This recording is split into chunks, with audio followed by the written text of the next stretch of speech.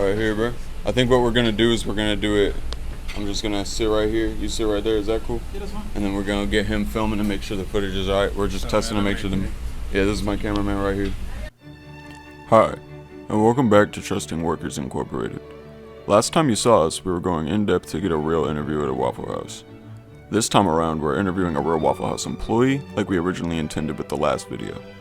So maybe some of you saw the last video, and remember I said no one was willing to let me interview him, so my response was to get an interview to work for a Waffle House. You see, that's a common content creation technique many of us use called lying, that we use to make the content more interesting as well as milk it.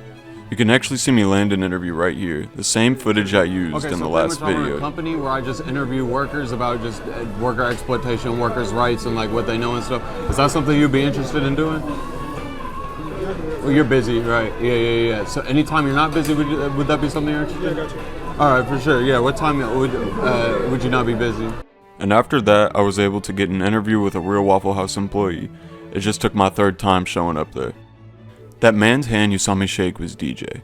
I was excited and interested to interview DJ, mostly because of the overall reputation attached to Waffle House for being ghetto and quote-unquote shitty. Get him! Bro, if you hold me, she hit me, I'm a bust ass. I'm a bust ass, baby. I'm a bust ass. I've personally never ate at Waffle House, and I never thought I would have, just because every time I've walked in there, the workers have always looked overworked and tired, so I would think my food wouldn't be prepared very well. But after working a few restaurant jobs myself, I could only imagine the reasons the staff may be like that, due to long late hours in a 24-hour restaurant, as well as highly inebriated customers who you can easily lose your patience with. Hey man. Hey bro, do you remember me last week? Do you want to do it tonight? Yeah, that should be fine. 4? Yeah. 4 a.m. Okay, I'm gonna have my other homie come through, and we're gonna do it like just right outside here. Is that good? All right, bro. I appreciate you. We'll be here tonight. After I finally planned our interview with DJ, we decided to do the interview late, at 4 a.m. when the store started winding down. I should say I also conducted this interview drunk with my employee, something I'm not really planning to do again in the near future, but later I didn't even feel that bad about doing it because DJ said most of his customers are drunk anyways. With all being said, I hope you enjoyed this interview between me and DJ, discussing what it's like to work at Waffle House.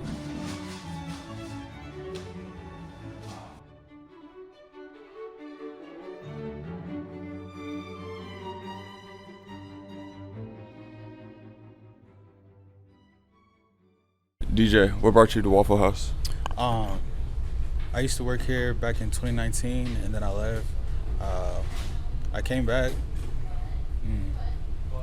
partially because I needed a job, and partially because one of my old favorite managers used to work here. His name was Bishoy, but he left. So right now we got Darnell. He's pretty cool, but he's gonna leave too. So. You've been here for a while. This time I've been here for 2 months. The last time I was here for a year. So what made you come back to this job more so than other jobs that you worked? What are all the other jobs you've worked? I worked at Sonic. I worked at Red Lobster. I used to do AT&T contracting for like the towers, for like cell towers, and Dairy Queen. That's about it. Most of it has been fast food. This one has just, for the most part, been most peaceful. We don't necessarily have like a manager like breathing down our back or whatever, but like we still get the job done. So yeah. When you say peaceful, like, that's just with management, right? Because the stigma, you've heard about the stigma with Waffle House? Yeah, kind of like it's ghetto or whatever, but it's really not. It's really just like low-key chill. Like it's a place where you can like, what's the best way? You don't got to necessarily be like uptight about everything, as far as like when you're talking to customers and stuff like that, because most of them are drunk, so they come here to have a good time and eat. Yeah. So if you're just like breathing down their backs or like not trying to, or well, trying to be, like just like go by like the rule book, it makes it not enjoyable for them, because if they wanted that, they could just go somewhere else. Like you've never seen a fight here? No, since I've been here, I've never seen a fight, not even back in 2019. Okay. On that, the only necessarily violence that I've seen is one time we had these 2 drunk dudes come in, and because since we wouldn't make the TikTok viral sandwich or whatever, he got mad and threw a Tabasco bottle at my cook, but he missed. But yeah, that was the most, and then they left. So. Do you ever feel customers treat you differently on behalf of your race? A little bit sometimes, especially like some of the older customers. Most of them won't walk over here when they see me in this section. They'll just like look, and then they'll just go to another section. But I don't really care about it. Yeah. A lot of people associate people that work in the food business with like criminal record. Do you have a criminal record? I do. You do. What did you do? I got a possession charge. Oh, just for weed? Yeah. Oh, that's straight. Yeah, it's nothing crazy. Yeah. Okay. So why do you think if you didn't have that, you'd be working other jobs? No, not necessarily, because I got this 2020. Like basically after I quit working here, and then I still came back. Like the charge doesn't make me want to work here. Yeah. And then most of the people here, like Miss Crystal and Allie, they don't have no type of charges. So. Do you see a future here? Not necessarily. This is just like my stepping stool to like get a car, get an apartment, and then after that, I'm looking for either a truck driving or going back to the oil field. Do you ever feel like you get exploited for your labor? Like, do you ever think about that you're making a lot of money for like people that are richer than you, and you don't get all that money? Necessarily, yeah, for sure. I mean, we get paid $2.92 hour. I know it's because we get tips or whatever, but like low key, they could bump it up to like. When I was working at Sonic, we got paid $4 if you worked at nighttime and $6 if you worked during the day. So like I feel like they could do the same. It's not that bad. But even $4 is below minimum wage. Factual, yeah, it is. Yeah, it's that should realistically it should be.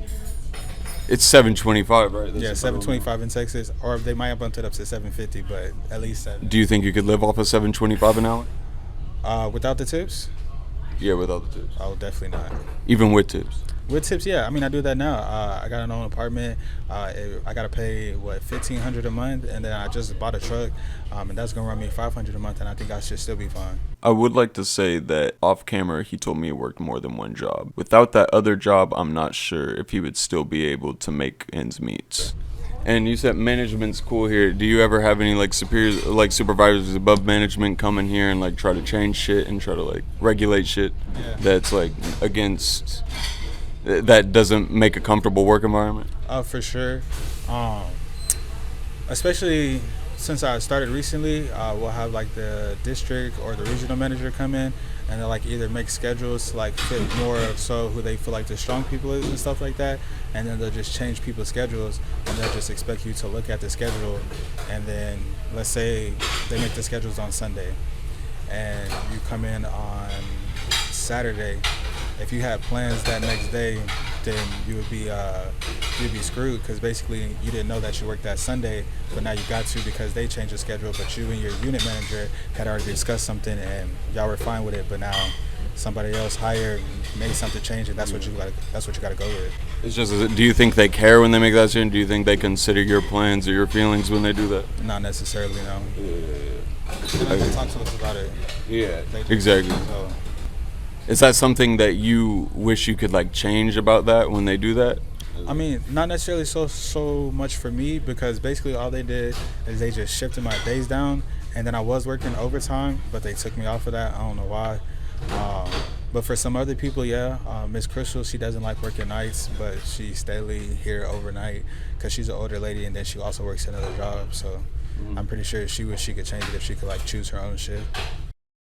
My employee noticed I was getting pretty tired, so then he started asking some of the questions that he was interested in. Do you ever feel like you have to deal with a lot of stress working this job, or do you even have that at all? I do have stress, because like a lot of the times, especially for like this section, this is where most of the drunk people come, so they're away from people. And then on top of that, the orders, because they got a different way of calling it. Like say if you wanted an all-star, we got to write like down separate sections of it, and then sometimes to call it out, and then the cooks got to hear it back, people are yelling and stuff like that. So that's really like the most stressful part of the job, is like getting everything in the right way. Other than that, it's pretty easy. All we got to do is make drinks and do the waffles and then bring it to our customers, and everything else is pretty simple. As far as that, just a little bit, but it's not necessarily from the job, it's the hours, because I already have insomnia, and so working overnight is not an issue for me, but it's when I get off and then I finally go to sleep. By the time I go to sleep, I gotta wake back up and I gotta be here back at 9.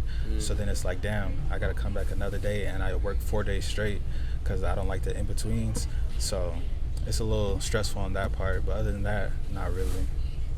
Once the interview started coming to a close, I was really just asking anything that came to my mind. Would you want to eat that waffle with me? Do you think me and him could eat that waffle together? No, somebody's already ate that one. I know, but we could eat it, right? We can't eat that one. Then AJ asked this really gay question. You seem pretty fit in shape. Like, do you go to the gym? Do you cook at home? Do you meal prep? Stuff like that. What's your favorite thing on the menu?